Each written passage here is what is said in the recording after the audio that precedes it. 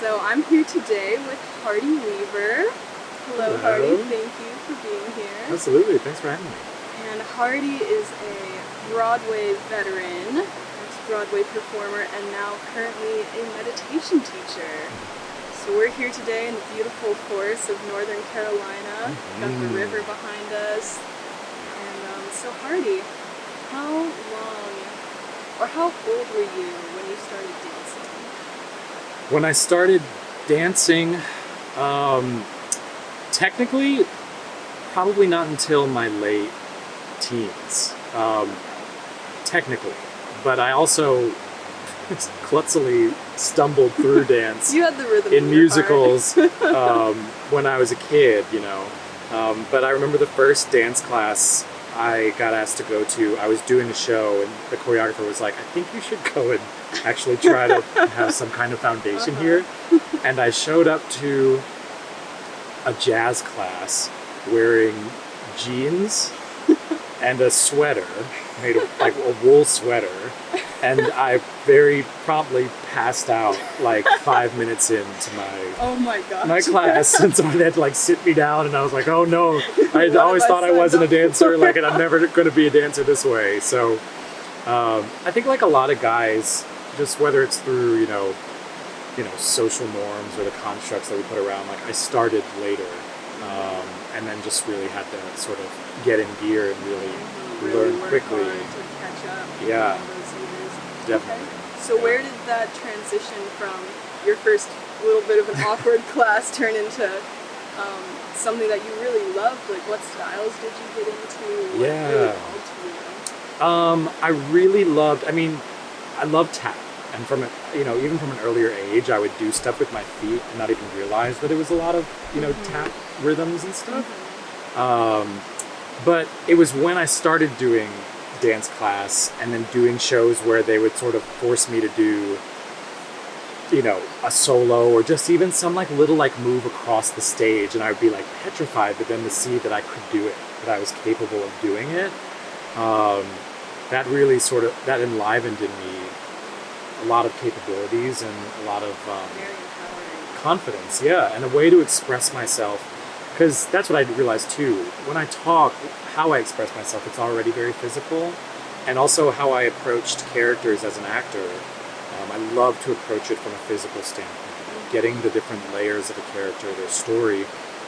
It's not going to be fully fleshed out unless you know how this person moves, how this person expresses themselves. So all that was already there. And then to see that I actually could get up and dance was pretty amazing. But really, I had this thing in my head really all through college that you're not a dancer, you can't do this, you can't do this. And it wasn't until I booked my first big professional gig where I was like, oh, I guess I must be a dancer because I just got hired in this big dance show. Okay. And what was that first show? My first, technically my first tour was a production of Footloose. But then a few months into that, I got hired to do the national tour of Cats. And so that was that moment of like, oh, well, the dance show to end like all dance shows, I can't pass this up. And so I left Footloose before it really even, left its first city, and then toured the country and Canada with Cats for about 9 or 10 months. And it was wild. And every night I was totally doing that. You're doing this. This is something where I didn't think I'd be able to do a jazz square like properly, and here I am like in one of the most legendary dance productions ever. Wow. Yeah, it was really special. Yeah. That sounds really magical. So what other shows have you performed in? I've done productions of Cats. I did the national tour of A Chorus Line. And my biggest show, which I did for about 5 years, was the Book of Mormon. For me, they're all such wonderful shows. Being with Book of Mormon was pretty amazing because it was right at the height of its, boom, being the big hit show. But the common factor with all three of those productions was that they were all such legendary shows in their time. But I'd have to say, like, my favorite show, it was definitely Chorus Line. It beat you up physically, but it basically is telling the story of dancers. The way the show was conceived. Michael Bennett, who at the time that Chorus Line was coming into fruition, was already a really well-known choreographer and director. And the way Chorus Line came to be was basically he sat around one night with all of his dancers that he used, these Broadway dancers in the ensemble. He opened a bottle of wine, sat them all down, turned on a tape recorder, and basically said, "Tell me your story." And a lot of the script from Chorus Line, word for word, it's these dancers' stories. And basically that's what it's all about with that show, is these people who you always see them in the background.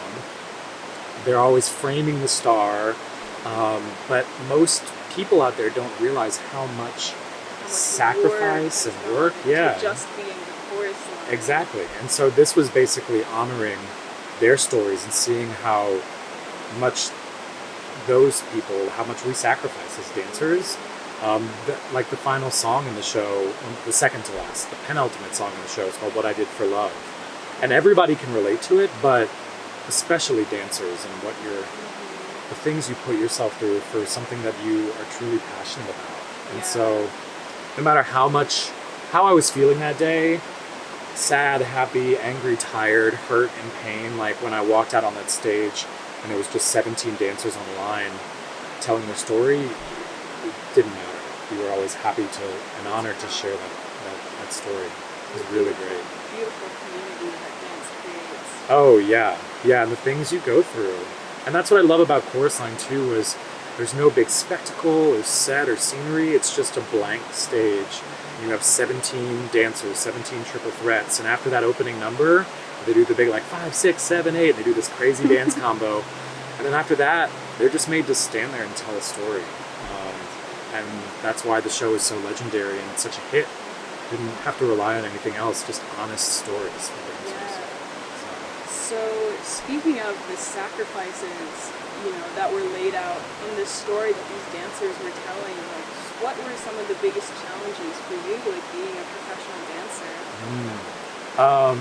For me, it was the rejection, and my first year in New York, I got off the road with Cats. I was 22 and thought I was hot stuff, and I quit basically. They wanted to renew my contract with the tour, and I was like, I'm ready to get to New York and do my thing. And I stopped counting at 130 notes, basically going into auditions where a lot of times they do what's called type-outs, where they don't have time to see all 500 of you. And so for a dance type-out would basically be an 8 count across the floor. And so you have one 8 count to try and one after the next. And the choreographer at times, my very first New York audition was for a European tour of West Side Story. And basically the choreographer was, basically as we were going by said, no, yes, maybe a yes every now and then. And I was still in college at that point, and I was like, and I, of course, got a big old note, and so dealing with that rejection and living in the city, auditioning is a full-time job, but you're not getting paid to do it. And so it's you that's having to show up. No one's telling you to get up out of bed in the morning or go take class or go to the gym and keep your body in shape. You're not in school anymore where you're showing up to ballet or showing up to jazz tap, whatever. You're just showing up to the dance club. And so that was a lot. And what I had to keep telling myself was, when they would just be like, no, not interested, or his face looks weird, or I don't like how his feet are, there's only so much you can control. I can do the work, I can go to class, but image-wise, you can only do so much. And so what I learned was you just keep showing up, and the more persistent you are, you'll finally be seen at some point, but it might not be in the way you expect. But it was definitely those first few years of just showing up and being judged. And as dancers, our bodies, our abilities, that's our commodity. That was our way of life and what we had to offer. And so at times it could be a lot, and you really had to be grounded enough to be able to bravely offer yourself up to people, what you have. And what I learned from that absolutely was, especially in a place like New York, where there are hundreds of people that are just as good as you who have also worked so hard, what's going to set you apart. And for so many years I was trying that to can really get to your head after Oh, a while. absolutely. Stress you out. And stress was totally there, driving a lot of this. And I wanted to be what I thought everyone wanted me to be the cookie cutter dancer, do it this way. And I realized after some time that wasn't getting me anywhere, because I wasn't the most technically proficient dancer. And what started getting me gigs was expressing myself in my own way and moving in my own way. And that's when choreographers would be like, oh, He's got that something special. Yeah. Sometimes it's not about who is the most technically perfect. It's Not about at all. who is being themselves, who is like that unique light, something new they haven't seen. Because dance choreographers are always trying to push the boundaries. So that's really powerful. That what you have in the individual is your own like secret weapon in a way. So you moved to New York, you did all these auditions, and finally some success happened with the Book of Mormon. Yeah. And then how long did you tour that for? I technically toured Book of Mormon for about 2.5 years. Okay. We opened up the Chicago company, so it really wasn't that much of touring. We were in Chicago for a year, San Francisco and LA for about a year, and then a little bit of, compared to my old tour days, we were in one city per night, and then for 2.5 years I was on Broadway. Okay. So when did meditation come into your life, and why do you think did you find it at the point you were at with Broadway dancing, living in New York and all of that? Yeah, I was, talk about timing. That's what I always tell students now, like, when the time is right. If you're able to get stress out of the way, you start to be able to pick up on the cues that nature is giving you. And at that time, I was totally really not picking up on most of the cues that was coming my way. I was just a big bag of stress. Go. Stress was I was totally one of those people that was, no, I want the stress. It's going to keep me going. And, like I wasn't. It's going to fuel me. Yeah. I feel like a lot of dancers. Oh, ride yeah. on that And meanwhile, stress. I wasn't sleeping. I was a big ball of anxiety. I had panic attacks. And so I'd been working professionally for about 5 or 6 years. For most dancers, that's the dream. Like, that's the epitome of. Oh, yeah. We're in the woods. That's kind of making it, but you were still feeling a lot of pressure and a lot of stress. Oh, yeah. I mean, my life, that's what happened. I'd come back to do a regional production of A Chorus Line. And, they'd basically gotten all these Broadway and national tour alums together. And I was doing a production with a colleague of mine who just learned how to teach this style of meditation, Vedic meditation. And she filled me in on this style. It was really laid back. And I tried before to close my eyes and like take it easy, but everything I thought of meditation, which was like this kind of stuff. I just like hold it, don't I move, thought don't I was like, I'm a terrible meditator. I can't do it. I can't silence the mind. And so she filled me in on this really effortless style. And I heard it, and I was like, cool, but not for me. And so I basically waited another year, and in that year I had booked the Book of Mormon, and so that was basically, my life on paper was perfect. I had a hit job in an industry where you're never really supposed to have like a long, stable show where the pay is good, you have benefits, and very rare. It's not going to close anytime soon. And so everything was great on paper, but I still couldn't sleep. I still had severe issues with anxiety, the occasional panic attack, and psoriasis on my arms and hands, and basically the physical manifestation of all the stress that I was keeping bottled up. And so I was in LA with Mormon, and my friend and colleague happened to be there, and so I took the course with her, and really that's how it all started.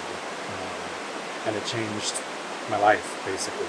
I was going into it sort of like, there's no way I'm going to be able to sit still. Yeah. But learning that I didn't have to really sit still, that it's a way more laid back version. And really from there I was, sleeping through the night, laughing harder, and enjoying my experience on stage instead of just being like a big bag of stress.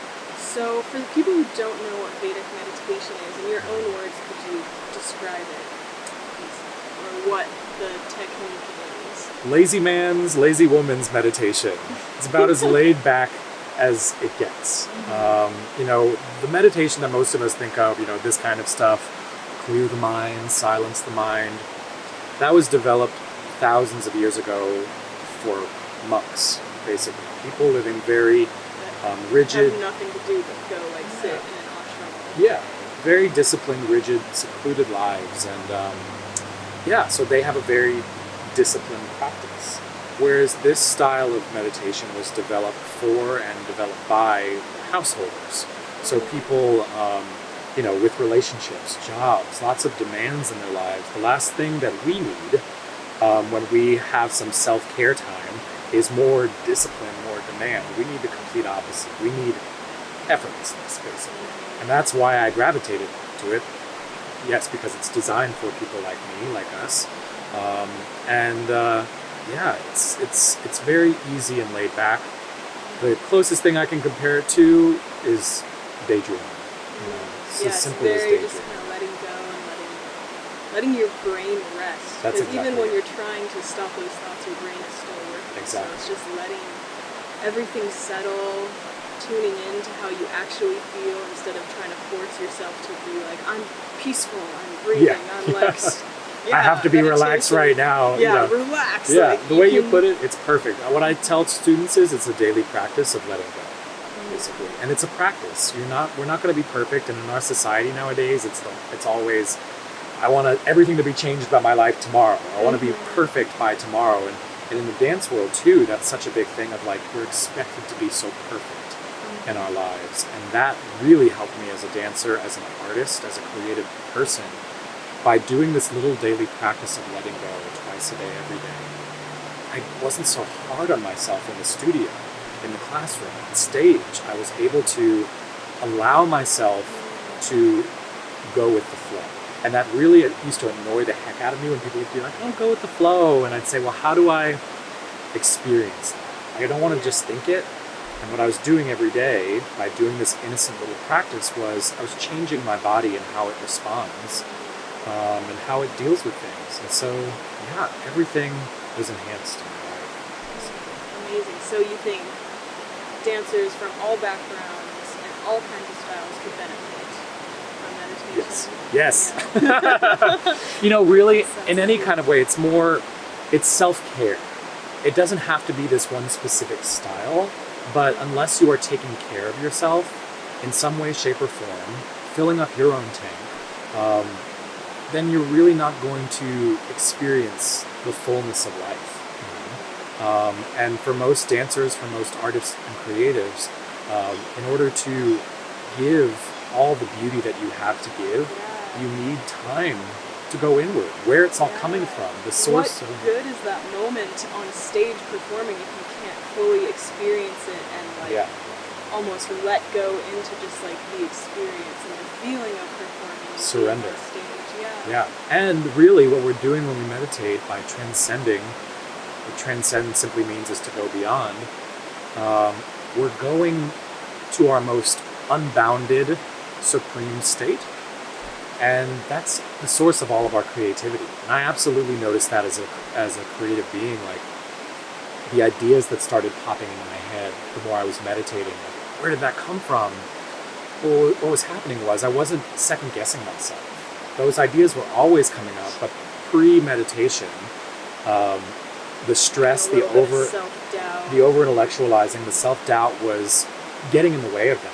It's like a game of telephone. Like down below, it's nice and clear, but by the time it gets up to the top, the message is totally muddled, and it's already been picked apart by stress or reasons why it couldn't work. Yeah, or you've second-guessed yourself, and by the time you decide to take action, the bus has already left, and someone else has already come up with the idea.